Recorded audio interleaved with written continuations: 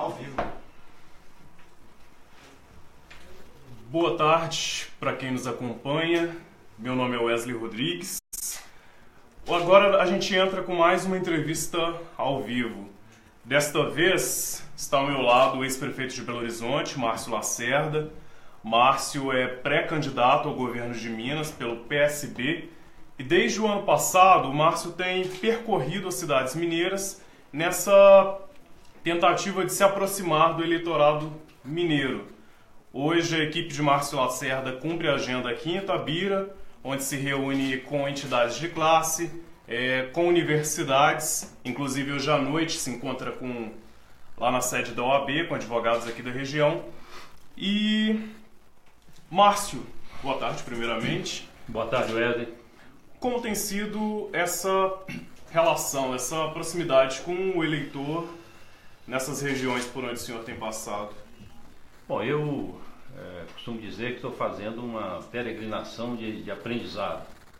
Minas Gerais é um estado muito diverso em todas as suas regiões, seja pelas características físico-geográficas, pela história, pela economia, o perfil da sua economia, a visão de mundo mesmo, a cultura. E é um aprendizado porque para falar de governar Minas Gerais ou pensar um governo de Minas Gerais é preciso conhecer Minas Gerais em detalhes dessa sua imensa diversidade, que é uma cultura, não é um problema. Naturalmente as desigualdades regionais precisam ser encaradas, reduzindo essa desigualdade, que se refere principalmente à distribuição de renda, ao dinamismo econômico, mas também ao mesmo tempo, estamos reencontrando lideranças que já conhecia até pela minha vida, né, de empresário, de gestor federal, estadual e municipal. E conhecendo novas lideranças. Nesse momento da crise brasileira, nós temos aí uma nova geração de vereadores, de prefeitos, prefeitas, de profissionais liberais, líderes comunitários, que estão, digamos, com vontade de enfrentar esse desafio da gestão pública brasileira, que custa caro, né, o Estado brasileiro, no sentido mais amplo, né, de governo federal, estadual e municipais, é caro, pesado e não entrega para a população o serviço na qualidade que deveria entregar, principalmente o governo federal. O custo maior não está dos municípios. Eu acho importante pontuar isso, que é uma enorme injustiça. As pessoas vivem nas cidades, aqui se trabalha, se produz, e onde os impostos são gerados, e apenas 20% do total dos impostos arrecadados do país, em todas as esferas de governo, fica nos municípios. 80% fica na mão do governo federal e do governo dos estados, e na sua distribuição, digamos assim, você vê que no governo federal, principalmente, é muito mal gasto. Brasília tem a renda familiar possivelmente mais alta do país, em função, né, de cargos públicos nas três esferas de governo. E as prefeituras enfrentando uma enorme dificuldade para pagar suas contas, para resolver os problemas da saúde, da educação, e nesse momento, com o governo do estado ainda piorando a situação, retendo recursos. Então esse é um aprendizado, como eu disse, e espero que isso me torne, a nossa equipe, a nossa aliança política, torne capaz de apresentar ao eleitorado, a partir de agosto, uma visão de futuro, uma proposta de governança que seja fundada na realidade, em termos das dificuldades do governo do estado, dos potenciais que o nosso estado tem, mas que seja, digamos, então, com os pés fincados na realidade, mas uma proposta visionária. A gente tem que sonhar um pouco, e o sonho é uma forma também de gerar esperança nas pessoas, mas seja um sonho, como eu disse, ancorado na realidade, e que mostre passo a passo, ano a ano, o que é possível fazer para a gente voltar a ter esperança no futuro. Com certeza. Vale lembrar, quem está nos acompanhando, que podem ser feitas perguntas. Aqui é o Márcio Lacerda. Vocês podem comentar aí no vídeo. A gente tem uma equipe aqui fazendo uma seleção dessas perguntas. E Márcio, aqui da região, o senhor conseguiu identificar alguma demanda prioritária, já que o senhor é postulante ao governo do Estado? Olha, dado a situação, né, das finanças do Estado, eu acho que o maior problema hoje são os atrasos de pagamento de salário, né, dos funcionários públicos, as retenções dos repasses que são devidos às prefeituras.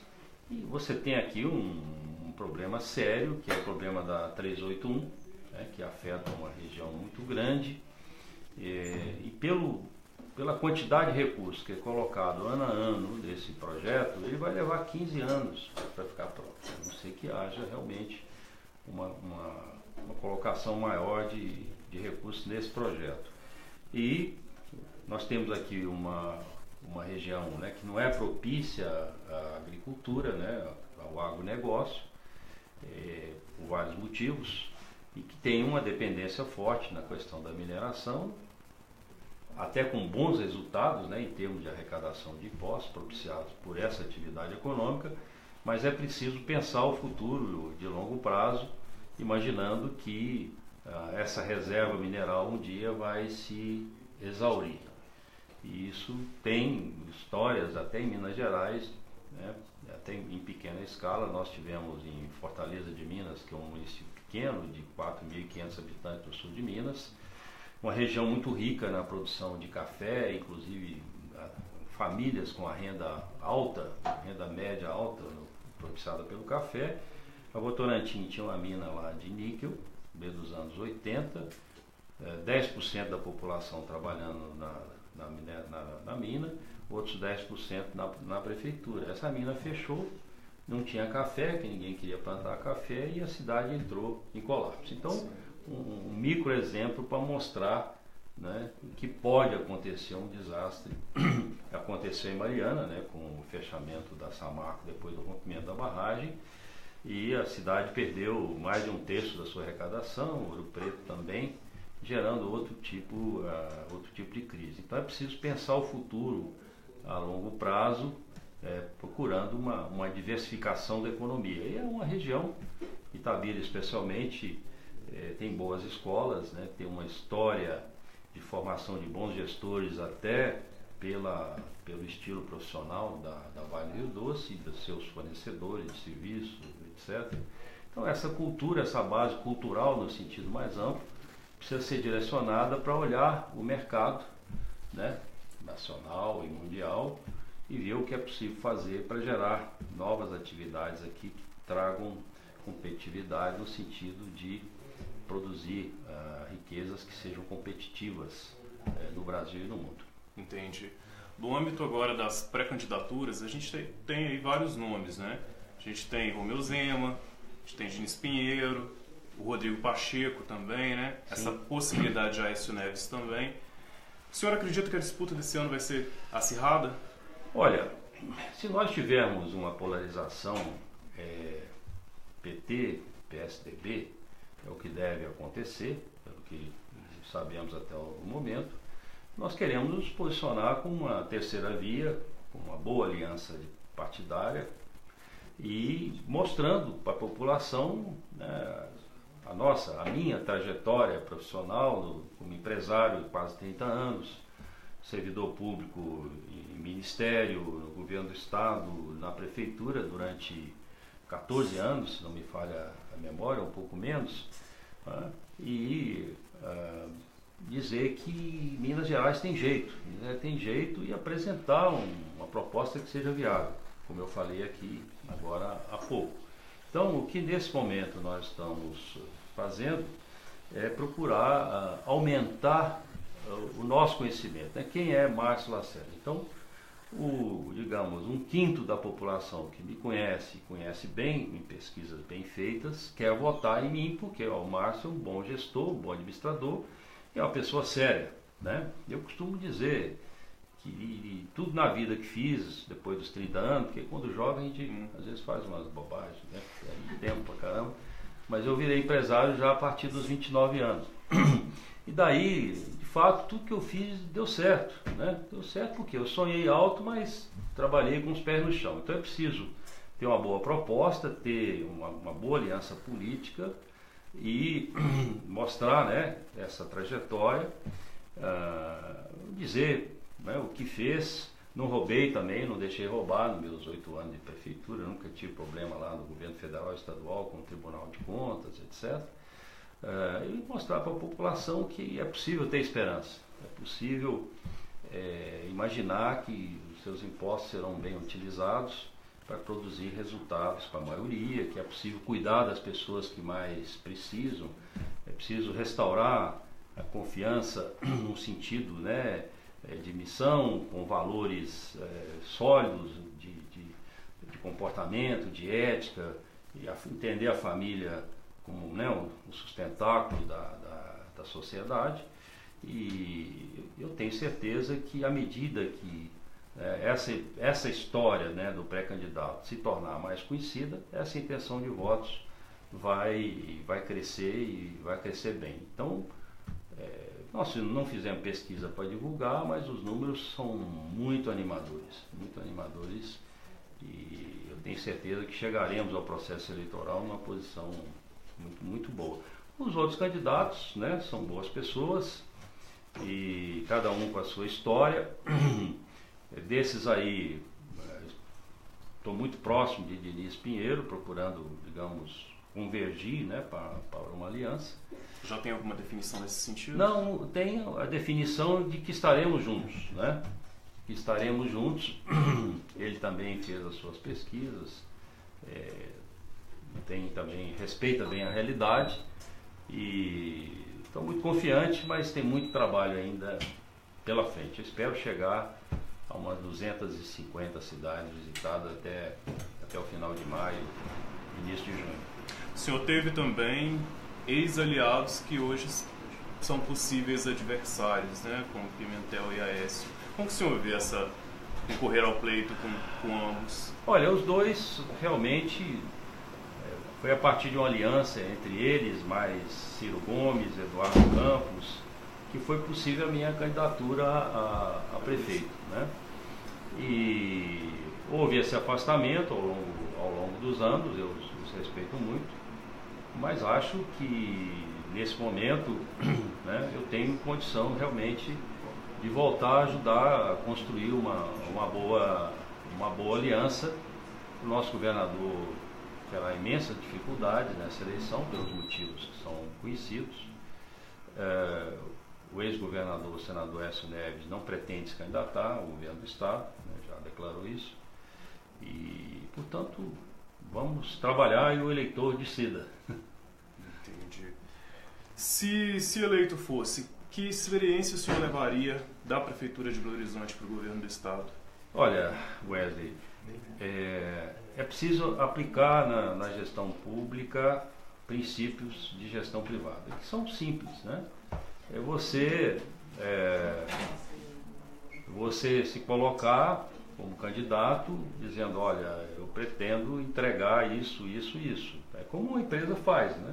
Então você precisa de ser um bom prestador de serviço, colocar o Estado à disposição da sociedade para gastar os recursos disponíveis da melhor maneira possível para entregar serviço de qualidade.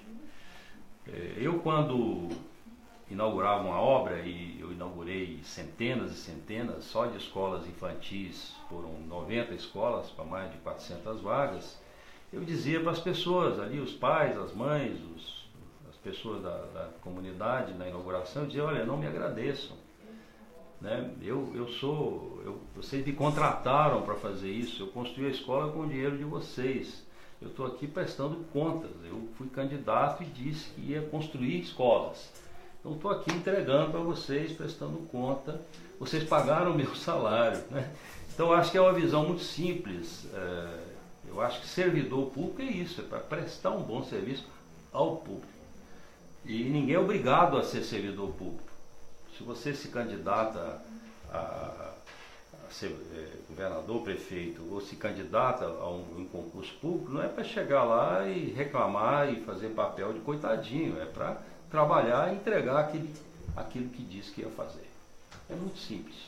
Agora, para isso tem que ter tecnologia de gestão, planejamento de longo prazo, sistemas de recrutamento de pessoal adequados, indicações políticas para minha gestão, tinha que fazer psicotécnico, eu não aceitava, assim, porque a entrevista não revela para você quem é a pessoa, você pode correr o risco de contratar um psicopata, né? Então isso deu um certo escândalo na época, mas depois foi bem aceito. Então consegui montar uma boa equipe, trabalhamos 12 áreas de resultado, 40 projetos, centenas. No segundo mandato eram mais de 600 ações a serem perseguidas e muita harmonia, muita transparência, sem problemas, sem escândalos. Eu acho que conseguimos fazer muito. Tem uma boa imagem de administrador, exatamente porque fizemos um bom trabalho. E desse ponto de vista, o senhor já comentou a questão dos salários em atraso, por exemplo. Sim. Como que o senhor avalia o atual governo do Estado? Olha, o governo atual, ele assumiu dizendo que tinha um déficit. E era verdade, tinha mesmo um déficit. As finanças do governo do Estado vinham se deteriorando desde 2013, eu tenho, né, dados para isso. E até um vereador que eu conheci hoje me disse que assistiu uma palestra minha em Belo Horizonte, numa reunião de prefeitos e vereadores, onde eu mostrei como é que estavam as finanças do governo do Estado, que vinham se deteriorando antes desse governo. Então esse governo, sabendo disso, assumiu e não fez um ajuste.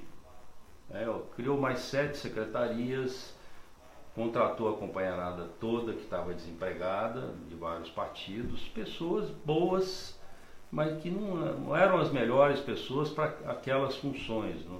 O nosso secretariado deveria ser um secretariado de nível internacional. Você pode não ter dinheiro para gastar na base da agricultura, mas se você tiver um secretário de nível internacional, com uma agricultura competitiva, como nós temos a nível internacional, ele vai usar a capacidade de articulação, de abrir mercado, de fazer parcerias internacionais. Para quê? Para produzir mais, para vender mais, trazer tecnologia. Então, o governo do Estado atual, ele é um governo montado para que pequenos grupos disputem a eleição com sucesso. Então, assim, não é um governo para servir a população, é um governo de sobrevivência de grupos políticos que querem se manter no poder, né?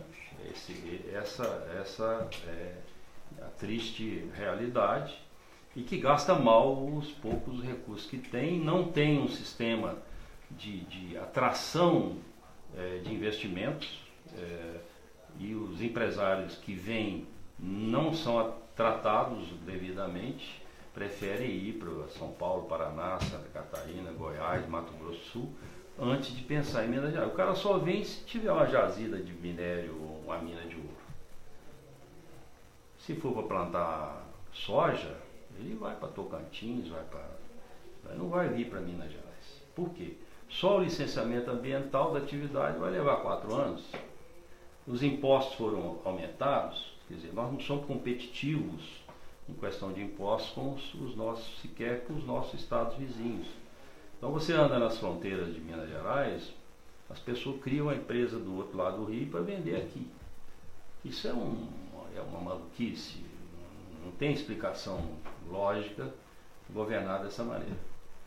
Com certeza. A gente falou aqui do atual governo, tem ocorrido aí esse desgaste do Partido dos Trabalhadores, do PT. Sim. Isso o senhor acredita que possa ser favorável a essas vias alternativas? Olha, como o senhor citou? Você sabe que o Partido dos Trabalhadores é um agrupamento de tendências de esquerda, né, que se formaram lá no início dos anos 80 e, digamos, que assumiu, né, com uma ideia de justiça social, de redução de desigualdades, fez alguma coisa nesse sentido, mas pela manutenção do poder fez tantos acordos escusos, né, para ter apoio político e para se manter no poder, que desmoralizou não só o PT, mas a esquerda como tendência política. Então, isso gerou até o renascimento da direita, que bota a cara e diz: eu sou de direita e me orgulho disso. Isso até é bom para o país, né, ter clareza nas tendências ideológicas. Então, certamente, Um partido como o PSB, né, que não se envolveu nessas maracutaias, que tem uma visão de justiça social, de redução de desigualdades, mas respeitando o empreendedor, entendendo o capitalismo sadio como um instrumento de criação de riqueza, eu acho que tem realmente condição de ser uma terceira via competitiva. É lógico que fazendo alianças, né? Fazendo alianças, porque é preciso tempo de televisão e é preciso também ter, vamos dizer, capilaridade em todo o Estado, de apoiadores, de formadores de opinião. Com certeza. Pessoal, quem nos assiste, muito obrigado. Nós conversamos aqui com o Márcio Lacerda, ex-prefeito de Belo Horizonte e agora pré-candidato ao governo de Minas. Todas as informações vocês acompanham lá no site, no portal da Edfato, www.edfatoonline.com.br. Márcio, muito obrigado. Eu que agradeço e me acompanhe lá, em Márcio Lacerda Oficial. Estamos lá nas redes sociais e a partir daqui a uns 10 dias, um site também com bastante informação. Muito obrigado.